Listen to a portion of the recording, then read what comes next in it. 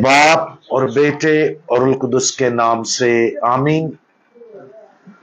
नारे हम्द, बीज खुदा का कलाम और बोने वाला मसीह है। आज हम मुकद्दस यूहन्ना की अंजील उसका 11वां बाब और उसकी आयात 19 ता 22 पर ध्यान ज्ञान करेंगे। और आज हम पाकमा कैथोलिक कलीसिया के साथ मिलकर मुकद्दसीन मार्था, मरियम और लाजर का योम यादगार मनाते हैं। और बहुत से यहूदी मार्था और मरियम के पास आए थे ताकि उनके भाई की बाबत उन्हें तसल्ली दे। मार्था ने जो ही सुना कि यस्सु आ रहा है तो उससे मिलने को गई, मगर मरियम घर में बैठी रही। मार्था ने यस्सु से कहा, आए खुदावंद, अगर तू यहां होता तो मेरा भाई ना मरता। और मैं जानती हूं कि अब भी तू खुदा से जो कुछ मांगेगा खुदा तुझे देगा। आज का योम यादगार हमारी कलीसिया में निस्बतन नया है। साल 2021 में पोप फ्रांसिस ने मुकद्दसा मार्था के योम यादगार को इन तीनों बहन भाइयों मार्था, मरियम और लाजर के योम यादगार में तब्दील कर दिया था। इस नए योम यादगार पर तबसरा करते हुए इलाही इबादत की जमायत ने बयान किया, मार्था ने फराख दिली से उसकी यानी यस्सु मसीह की मेहमान नवाजी की। मरियम ने उसकी बातों को तवज्जो से सुना और लाजर फौरन ही मौत पर फतह पाने वाले खुदावंद यस्सु मसीह के हुक्म पर कब्र से निकला। मजीद बरा इन तीनों बहन भाइयों ने हम सबको अंजीली बशारत की गवाही दी।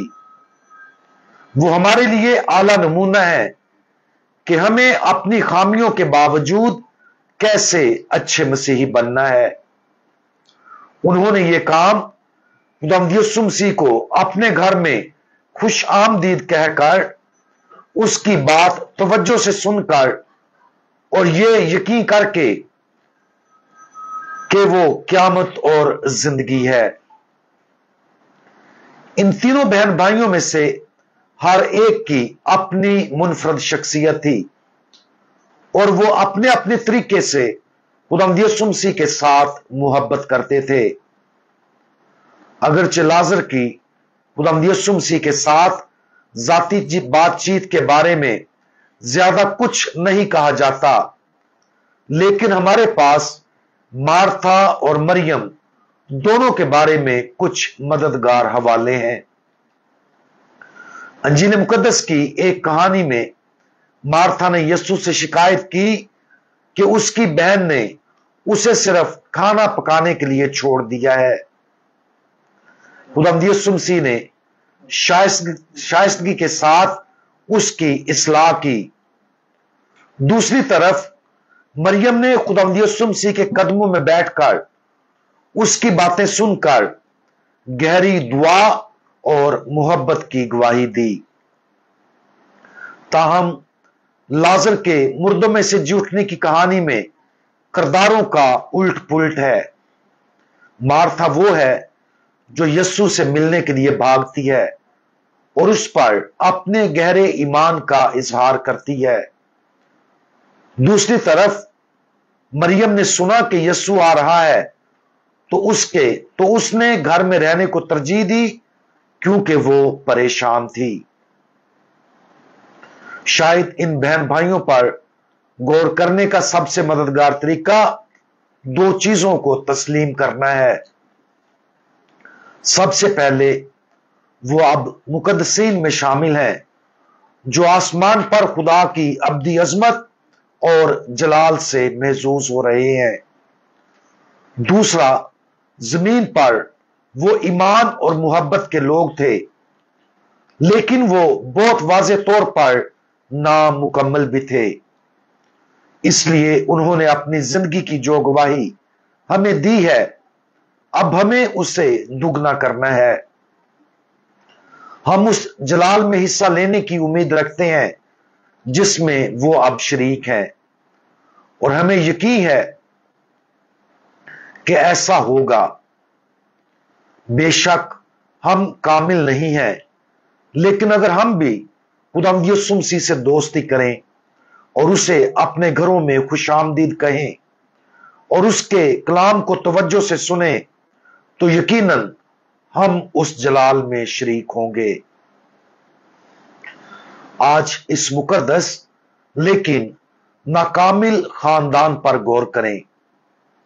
ان تینوں بہن بھائیوں کی خامیاں اور ظاہری کمزوریاں ہمارے لیے حوصلہ افزا ہونی چاہیے کہ ہم بھی اپنے ایمانی عمل کو جاری رکھیں جب ہماری زندگی میں چیزیں کامل نہ ہوں۔